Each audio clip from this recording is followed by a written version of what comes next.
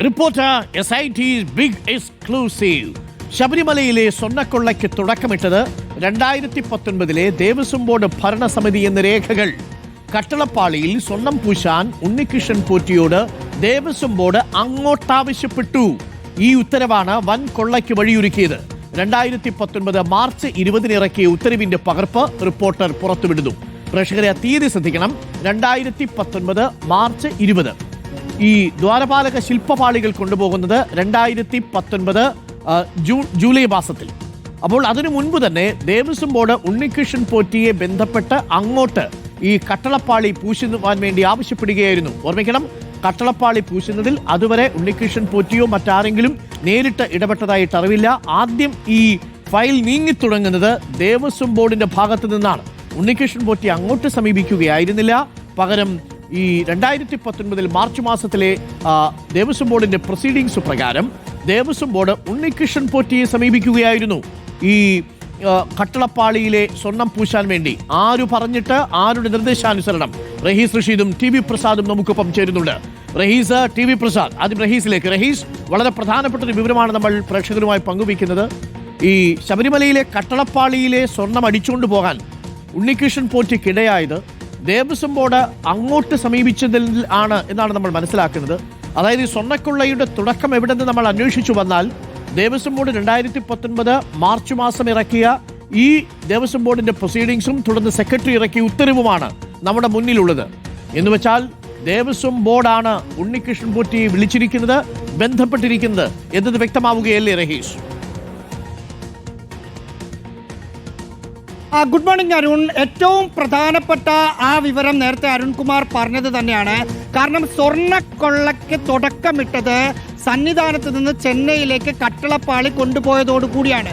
അത് കഴിഞ്ഞാണ് ദ്വാരപാലക ശില്പവും മറ്റും കൊണ്ടുപോയി അതിൽ നിന്ന് സ്വർണം കൊള്ളയടിക്കുന്നത്.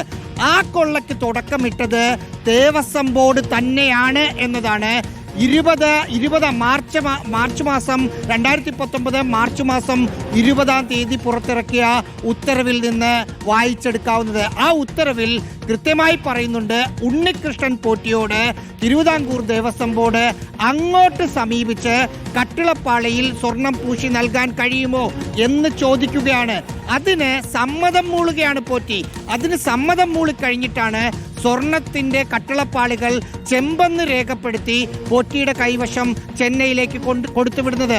അതിൽ നിന്ന് 1/2 കിലോ സ്വർണമാണ് വേർതിരിച്ച് പോറ്റിക്ക് കൊടുത്തത്.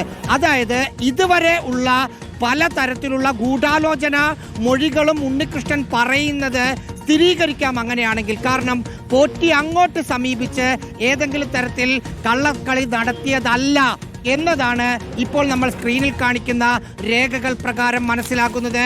പോറ്റിയോട്, അതായത് പോറ്റി ആദ്യം ശ്രീകോവിലിന്റെ വാതിൽ സ്വർണം പൂശി നൽകുന്നു.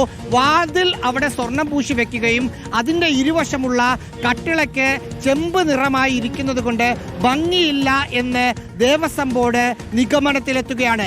അതിൻ്റെ അടിസ്ഥാനത്തിൽ സ്വർണം പൂശി ശ്രീകോവിലിന് നൽകിയ ആളെന്ന നിലയിൽ ഉണ്ണികൃഷ്ണൻ പോറ്റിയെ ദേവസ്വം ബോർഡ് അങ്ങോട്ട് സമീപിക്കുകയും അതിന് പോറ്റി സമ്മതം മൂളുകയും ചെയ്തതോടു കൂടിയാണ് പോറ്റിക്ക് കട്ടളപ്പാളി സന്നിധാനത്ത് നിന്ന് ചെന്നൈയിലേക്ക് കൊണ്ടുപോകാൻ പറ്റിയത്. അതായത് ഈ കണ്ട സ്വർണ്ണക്കൊള്ളയുടെ ഒക്കെ തുടക്കം ദേവസ്വം ബോർഡ് എടുത്ത തീരുമാനമാണ്. ദേവസ്വം ബോർഡ് പോറ്റിയെ ഇങ്ങോട്ട് വിളിച്ചു വരുത്തി കൊള്ളയ്ക്ക് അനുമതി നൽകുകയായിരുന്നു എന്ന് രേഖകൾ പറയുന്നു. ഡോക്ടർ അരുൺകുമാർ, വളരെ പ്രധാനപ്പെട്ട വിവരമാണ് TV പ്രസാദ്. ഇതുവരെയും നമ്മൾ മനസ്സിലാക്കിയതല്ല, അതിനും അപ്പുറത്തുള്ളൊരു ഗൂഢാലോചനയുണ്ടെന്നാണ് മനസ്സിലാക്കുന്നത്.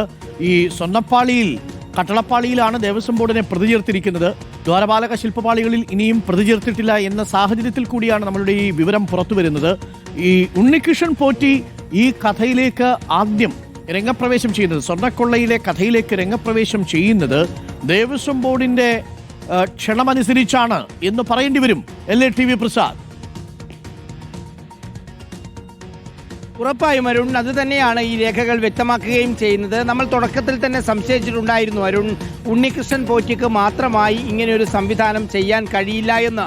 ദേവസ്വം ബോർഡിലെയും ഉദ്യോഗസ്ഥരുടെയും വലിയ പിന്തുണയോടുകൂടി തന്നെയാണ് ഉണ്ണികൃഷ്ണൻ പോറ്റി ഇത് ചെയ്യുന്നത് എന്നുള്ളതാണ്. ഒരുപക്ഷെ ഇത് നമുക്ക് കണക്ട് ചെയ്യാൻ പറ്റുക കോടതിയിൽ ഹാജരാക്കിയതിന് പിന്നാലെ അവിടെ നിന്ന് 14 ദിവസം കസ്റ്റഡിയിൽ വിട്ട് പുറത്തേക്ക് ഇറങ്ങുമ്പോൾ നമ്മൾ റോഷിപ്പാൽ ചോദിച്ച ചോദ്യത്തോടായിരുന്നു ഉണ്ണികൃഷ്ണൻ പോറ്റിയുടെ ആ മറുപടി. എന്നെ കുടുക്കിയവരെ നിയമത്തിൻ്റെ മുന്നിൽ കൊണ്ടുവരും എന്നായിരുന്നു പറഞ്ഞത്. തന്നെ കുടുക്കിയവരെ എന്നുള്ളതായിരുന്നു അന്ന് ഉപയോഗിച്ച വാക്ക്. അതേറെ പ്രധാനമാണ് അരുൺ. കാരണം ഒരു സാധാരണ മറ്റ് തട്ടിപ്പുകളിൽ പോലെ ഈ ഇടനിലക്കാരൻ മാത്രം മുൻകൈയെടുത്ത് നടത്തിയതാണ് ഇത് എന്നുള്ളതായിരുന്നു നമ്മൾ തുടക്കത്തിൽ കരുതിയതെങ്കിൽ അത് തെറ്റാണ് എന്ന് തെളിയിക്കുന്ന രേഖകളാണ് പുറത്തേക്ക് വരുന്നത്. ഉണ്ണികൃഷ്ണൻ പോറ്റിയെ ഒരു കരുവാക്കിക്കൊണ്ട്, ഉണ്ണികൃഷ്ണനെ കൂടി പോറ്റിക്കൊണ്ട് ഉൾപ്പെടുത്തിക്കൊണ്ട് ഉണ്ണികൃഷ്ണൻ പോറ്റി ഒരു തട്ടിപ്പുകാരനാണ് എന്ന് മനസ്സിലാക്കിയത് കൊണ്ട് ദേവസ്വം ബോർഡിലെ അന്നത്തെ ഭരണസമിതി അംഗങ്ങളും ഉദ്യോഗസ്ഥ തലത്തിലെ ആളുകളും എല്ലാവരും ചേർന്നുണ്ടാക്കിയ ഒരു തട്ടിപ്പാണ് ഇത് എന്നതിൻ്റെ ഏറ്റവും പ്രധാനപ്പെട്ട ഉദാഹരണമാണിത്. അതുകൊണ്ട് തന്നെ ആകണം ഉണ്ണികൃഷ്ണൻ പോറ്റിയെ അങ്ങോട്ടേക്ക് സമീപിക്കുന്ന ഒരു തീരുമാനമുണ്ടാകുന്നത്, ഫയൽ തീരുമാനമുണ്ടാകുന്നത്. അവിടെയാണ് ഒരു സംശയം ഉണ്ടാകുന്നത്. ടി.വി. പ്രസാദ്, റഹീസ് റഷീദ്. റഹീസ്, 2016 പിണറായി സർക്കാർ വരുന്നതിന് മുമ്പ് ഉമ്മൻചാണ്ടി സർക്കാരിന്റെ കാലത്ത് ദേവസ്വം ബോർഡിൽ ഈ ഉണ്ണികൃഷ്ണൻ പോറ്റിയെ കുറിച്ച് ദേവസ്വം വിജിലൻസ് ചില വിവരങ്ങൾ നൽകിയിരുന്നു എന്നാണ് മനസ്സിലാക്കുന്നത്. ടി.വി. പ്രസാദ്, അന്ന് അതിന്റെ അടിസ്ഥാനത്തിൽ കുറച്ചു കാലത്തേക്ക് മാറ്റി നിർത്തിയിരുന്നു എന്ന് മനസ്സിലാക്കുന്നു. പിന്നീട് ഈ അവതാരം അവിടേക്ക് എത്തുമ്പോൾ അതിന് പിന്നിൽ ആരുടെയെങ്കിലും ഒക്കെ തീർച്ചയായിട്ടും റെക്കമെൻഡേഷൻസ് ഉണ്ടാവുമല്ലോ. ദേവസ്വം ബോർഡ് ഇങ്ങനൊരു സ്പോൺസർ ഉണ്ട് എന്നുള്ള വിവരവും ആ സ്പോൺസറിന് ഇത് സാധിക്കുമെന്നുള്ള വിവരവും ഒക്കെ പകർന്നു കൊടുത്ത ആൾക്കാരും ഉണ്ടാവും. അതാരാണ് എന്നുള്ളതാണ് ഇനി ഉള്ള ചോദ്യം, അല്ലേ ടി.വി. പ്രസാദ്? ഉറപ്പായും അരുൺ, അതുതന്നെയാണ് പോയിന്റ്. നമുക്കറിയാവുന്നതുപോലെ നേരത്തെ 2007 മുതൽ തന്നെ പോറ്റി അവിടെ വന്നു എന്ന വിവരം നമുക്കറിയാം. കീഴ്ശാന്തിയുടെ സഹായിയായി വരുന്നു. അവിടെ മറ്റ് കാര്യങ്ങൾ, അതായത് പ്രത്യേകിച്ച് ഇതര സംസ്ഥാനങ്ങളിൽ നിന്നെത്തുന്ന സമ്പന്നരായ വ്യാപാരികളായ മറ്റു തലത്തിൽ പ്രശസ്തരായ ആളുകളെയെല്ലാം സ്വാധീനിക്കുന്നു ഈ ഉണ്ണികൃഷ്ണൻ പോറ്റി.